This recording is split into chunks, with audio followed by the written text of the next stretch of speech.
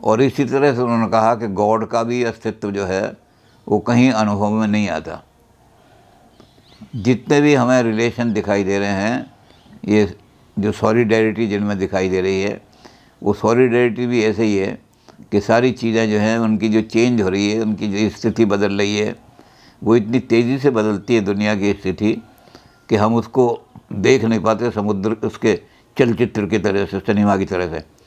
तो हम उसमें कंटिन्यूटी समझ लेते हैं, और इस कंटिन्यूटी का कारण हम गॉड को समझ लेते हैं कि कोई ऐसी चीज़ है जो अमर है।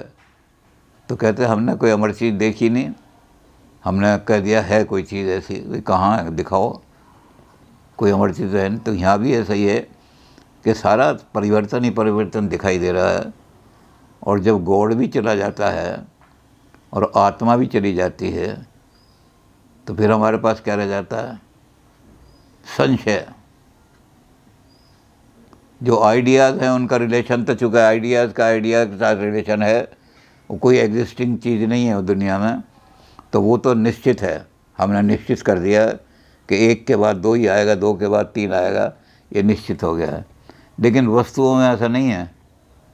वस्तुओं में कोई रिलेशन आप दिखाई नहीं देता कि आपस में कंटिन्यूटी का रिलेशन है। इसलिए वस्तुओं का ज्ञान हमेशा संदिग्ध रहेगा। और उसका उदाहरण देते हुए कहते हैं कि मैं ये यहाँ तक कहता हूँ मैं इसको, कि आप जो कहते हो कल सूर्य उदय होगा, सन मे राइज टुमारो और मे नॉट राइज टुमारो। वो कहता है एक गैलेक्सी कोई 1 लाख साल पहले कहीं से चली थी, और वो घूमते घूमते अब 1 लाख साल यहाँ हो गया, तो 1 लाख साल में हमारे सूरज के पास आने वाली है कल रात को। और कल रात को जब इधर से निकलेगी तो गैलेक्सी सूरज को हड़प कर जाएगी। हो सकता है कल निकले ना निकले। तो आपकी प्रोबेबल नॉलेज हो सकती है, सारी नॉलेज संदिग्ध है। वस्तुओं की जो नॉलेज है, आप किसी वस्तु की नॉलेज में सर्टेनिटी नहीं रख सकते, निश्चितता कभी भी नहीं आ सकती जो वस्तु है, क्योंकि पहले इम्प्रेशन बनेगा, फिर इम्प्रेशन की कॉपी से आइडिया बनेगा। तो इम्प्रेशन से जब आइडिया बनते हैं उसमें बड़ी तोड़ मोड़ हो जाती है सारी चीज़ें। जो कॉपी कर रहे हैं हम, कॉपी जो एग्जैक्ट कॉपी तो हो ही नहीं सकती, ओरिजिनलिटी थोड़ी आएगी उसमें से कॉपी में, कॉपी तो कॉपी रहेगी।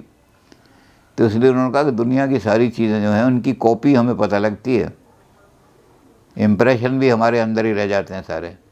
और चूँकि कॉपी हमारे पास रहती है, कुछ नहीं होता, इसलिए हम वस्तु के बारे में कुछ भी नहीं कह सकते। इसको कहते हैं एग्नोस्टिसिज्म, संशयवाद। ऑल नॉलेज जो इंद्रियों से आती है, प्रोबेबल नॉलेज। ह्यूम की इसी बात के आधार पर आज साइंस ने से ट्रुथ का शब्द ही निकाल दिया। साइंस की लैंग्वेज में ट्रुथ नाम की कोई चीज़ नहीं है, सब चीज़ प्रोबेबल है।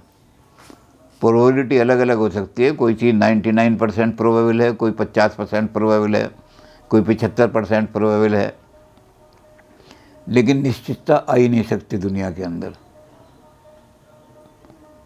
और जब निश्चितता नहीं आ सकती तो आपको क्या करोगे? आप कह देंगे कि ज्ञान जो है आदमी का, ज्ञान पॉसिबल ही नहीं है। ज्ञान का मतलब true knowledge, true knowledge of the objects is impossible. True knowledge किस चीज़ की पॉसिबल है? आइडिया और आइडिया की।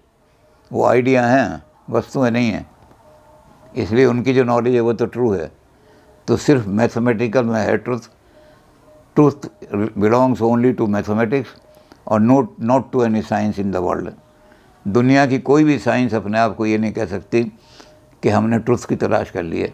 ट्रुथ का शब्द ही निकाल दो, कहता नॉलेज में ट्रुथ आ ही नहीं सकती, इसलिए ट्रुथ का शब्द ही, जो साइंटिफिक नॉलेज है, वर्ल्ड की नॉलेज जो है, इस वर्ल्ड की नॉलेज से आप ट्रुथ का शब्द निकाल दो, प्रोबेबल प्रोबेबल प्रोबेबल।